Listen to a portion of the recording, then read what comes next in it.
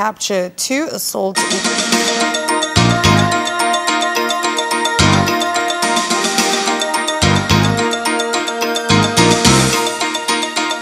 news tonight. LHRC's Tito Magoti taken to court to face 3 charges, including money laundering. Police in ARUSHA capture 2 assault weapons.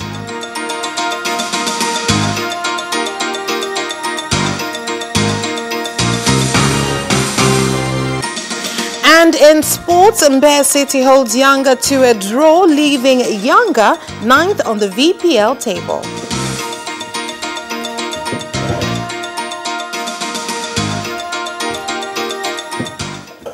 Good evening. This is Capital News at 9:30. My name is Vanessa Vector. Let's kick things off with the national news.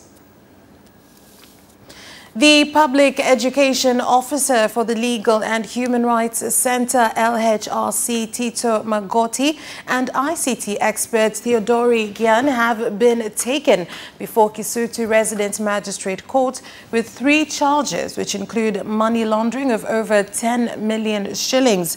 Their charges were read to them before Chief Resident Magistrate Janet Ntega by Public Prosecutor Wankyo Simon, aided by prosecutors Paul Kadushi, Farajan Chimbi and Renatus Mkude, where in the first charge, Prosecutor Simon Wankyo claimed that the 2 accused between February 2019 and December 2019 in Dar es Salaam and other parts of Tanzania owned a computer program that was deliberately created to commit crime, and that the program enabled them to get 17,354,535 shillings. After their charges were read to them, they were not required to answer. The court does not have the jurisdiction to listen to the economic sabotage case until they receive a permit from the DPP. The case has been adjourned to January the 7th of 2020, and the accused have been returned to lockup as economic sabotage cases do not have bail. And the police force in ARUSHA have caught 2 weapons, a Chinese 56 sub and an SMG, as well as 140 bullets in Enguseru, Sambu, Ngorongoro district, with one of the weapons alleged to have been found outside the house of the village chairman. These assault rifles were alleged to have been said to be used in crime during this Christmas and New Year's holiday season. The Police Special Task Force received intelligence on 23rd December 2019, and we managed to confiscate a submachine gun that was not loaded. The suspect went to the local government office at night and abandoned the gun. He later on called the chairperson and advised him to come out, where he found the gun outside his house. We commend the government and we support our president, Dr. John Pombe Magufuli, for efforts shown through the police force to protect all Tanzanian citizens and their property during this festive season. The residents of Mbeya, Njombe and RUVUMA's long-standing request to the government to build them a new passenger and cargo ship on Lake Nyasa after MV Ringa and MV Sengea stopped working will soon be resolved after construction of MV Mbeya 2 has been completed and official trials have begun.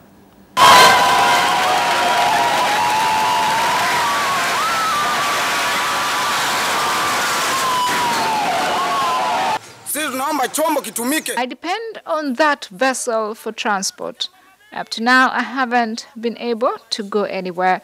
I asked if the government could allow us to use it by January. The ship is sound, and as captain, I'm happy with its condition. It is stable on water and has a good speed compared to previous vessels. We hope that the ship due soon will find a permanent solution to transport challenges of Lake Nyasa. It will also carry small goods of up to 1 ton. We hope by January it will commence journeys.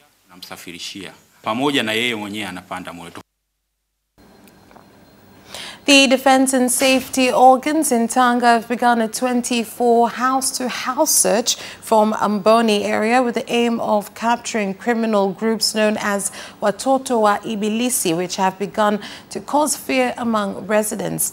Tanga District Commissioner Tobias Mwilapwa said that the search was started in Amboni as there's been a history of criminal groups hiding in that specific area.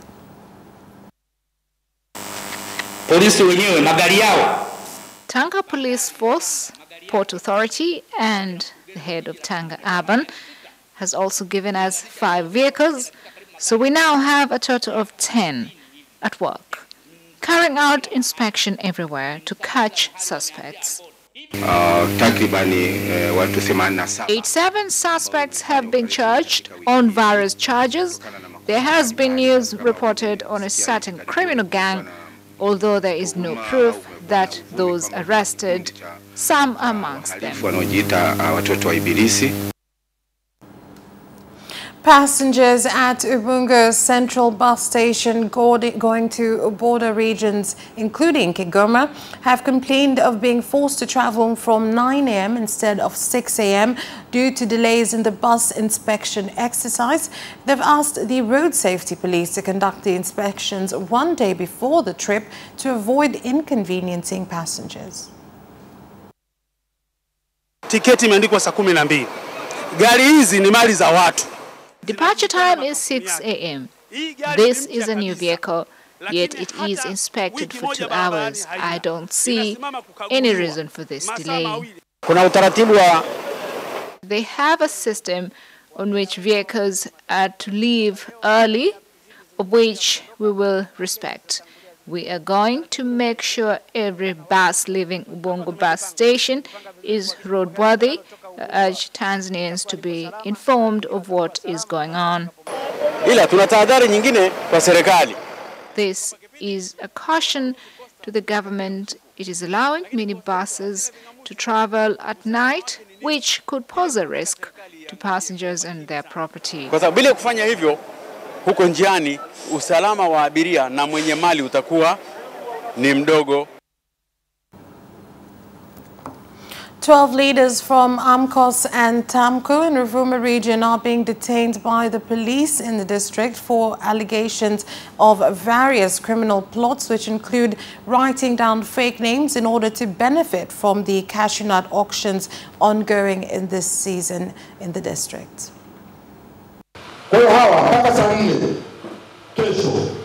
Investigation must begin and right measures taken immediately. In addition, all farmers who were loaned money for farm implements, yet they have refused to pay, must also be arrested. 21 warehouses have been damaged during storage of cashew nuts belonging to 13 unions and 14 extra warehouses. This problem is common in Tunduru. I asked the district commissioner to help us. This happens in every season. 4 people are being detained by police in Bear region after they were found with 11 pieces of elephant tusks ivory weighing 21 kilograms, which are believed to be worth 137 million shillings. Jeshi la polisi linawashikilia watu takribani 4. The police force is holding 4 suspects in custody on possession of 11 pieces of ivory charges. The incident occurred on 21st December this year at 6 p.m. in Soweto, Mbeya, on transit from Jombe to Mbeya. I take this opportunity to welcome visitors coming from different regions across the country. The people of Mbeya value peace and harmony. Anyone who plans to do otherwise will not be tolerated. Tanzania Electricity Supply Company TANESCO said that it will work day and night to ensure residents receive reliable electricity services throughout the Christmas and New Year's holidays season, assuring that there will be no power outages throughout the country. Kwa tukizipata ni kwamba kwa mfano nakuta kuna hasa In urban areas, small business owners usually conduct business near TANESCO infrastructure, so we're going to notify them about the dangers of doing so. Tunajua umeme maana yake ni nini kwa maisha yetu, lakini as TANESCO, our emergency department will be open 24 hours, 7 days a week. So in case of any emergency, please do contact us. chote cha sikukuu za Christmas na mwaka mpya. And as Christians in the country join those around the world to celebrate the birth of Jesus Christ over 2,000 years ago, nationally, the Christmas Mass will be held at Mbinga in RUVUMA region. The management of IPP Group of Companies and all of its employees would like to wish all the Christians a Merry Christmas as well as Happy Holidays. That is all for the local news. We'll be back with international news just a bit.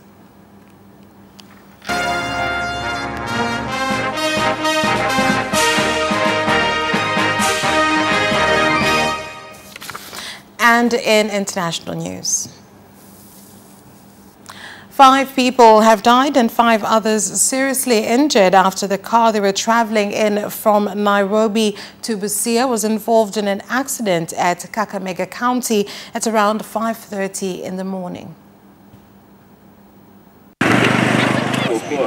Msiba huu umetunyang'anya watu wachanga ambao walikuwa na a brilliant future ahead, and as a family this is a loss that is hard to fathom.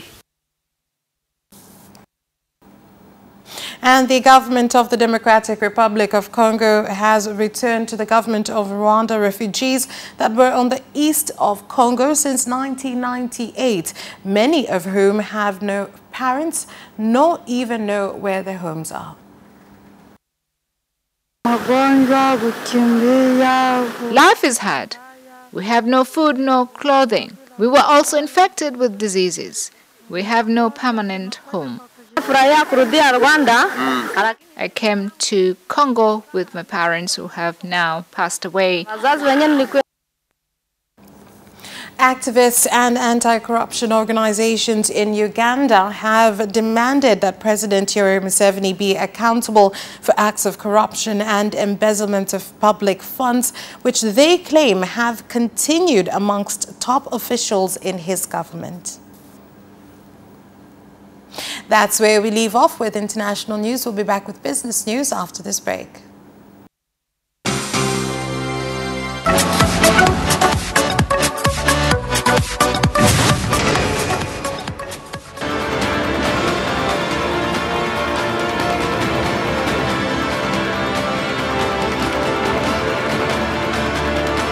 Watch Business Edition as we talk to business leaders and experts in sectors that are transforming Tanzania's economy. We believe that the driver is the customer. To change the mindset of traditional HR to the digitalization. Make sure that everybody can get some access to financial services. And once we understand the vision of our leaders, we then need to be behind them and help them in achieving that vision. Business have involved mercantile operations, trade guilds, or shared agricultural production, infrastructure, construction, financial sectors, tourism, and mining. Business Edition on Friday at 8:15 p.m.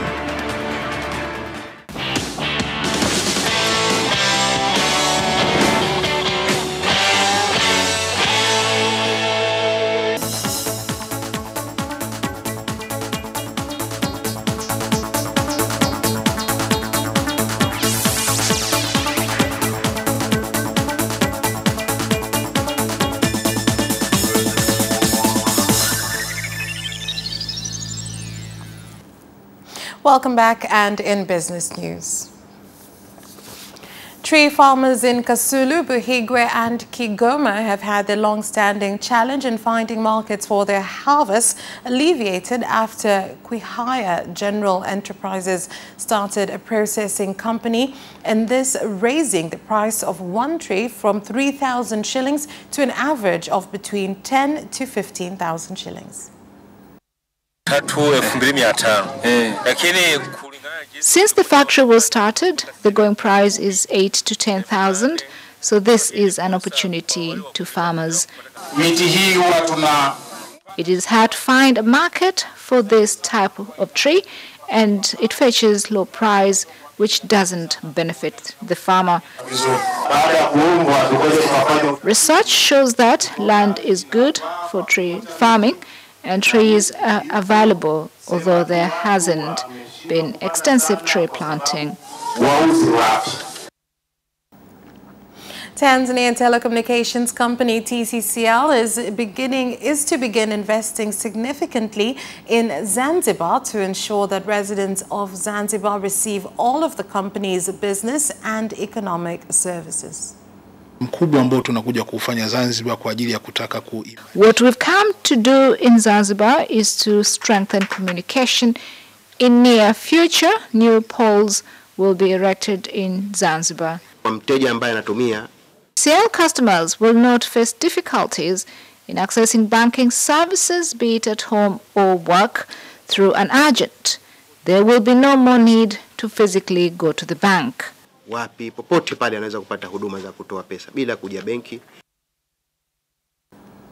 Tanzania Revenue Authority has restored open auctions after closing them for 1 month.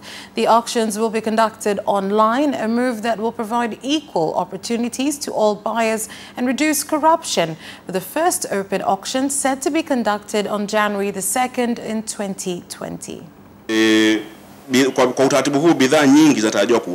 We expect a lot of goods to be sold on to avoid stock buildup. Tanzanians and foreigners with an interest to purchase will have an equal chance without having to incur the cost of paying a middleman.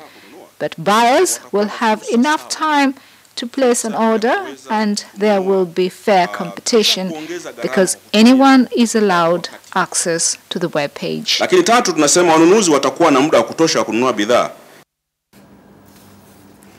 That's all for business news. Sports is next.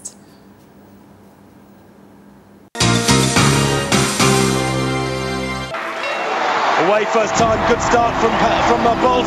Bolt leading a moment and going away. Gay trying to go with him, and he's being dragged through to second place, but he's going to win it by 2 meters. Away first time, good start from Bolt. Bolt leading a moment and going away. Gay trying to go with him, and he's being dragged through to second place, but he's going to win it by 2 meters.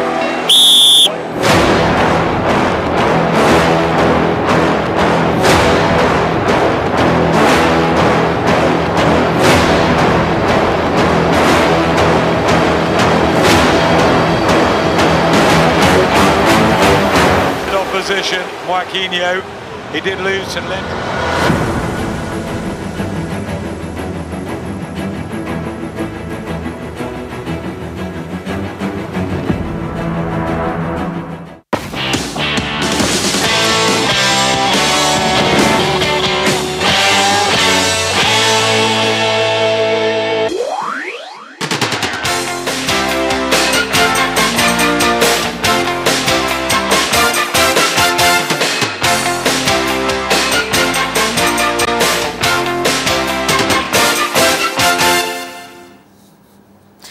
And in sports news,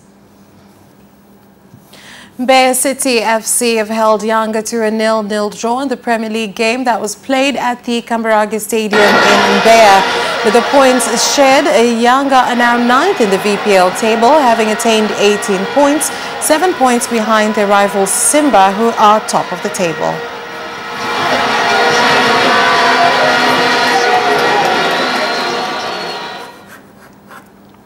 20 athletes have been selected for preparation camps in and out of the country for the 2020 Tokyo Olympic qualifiers.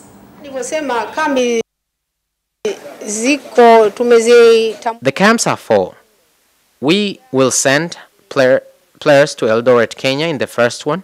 Secondly, Malawi. Our Malawi embassy has supported us to see we get a nice place to train. The third one is here in the country, in Arusha, where we have our center. And the fourth one, if possible, we will go and check out the Malia Sports College, and if it is fine, we will send athletes there. The 20 will be divided to those areas.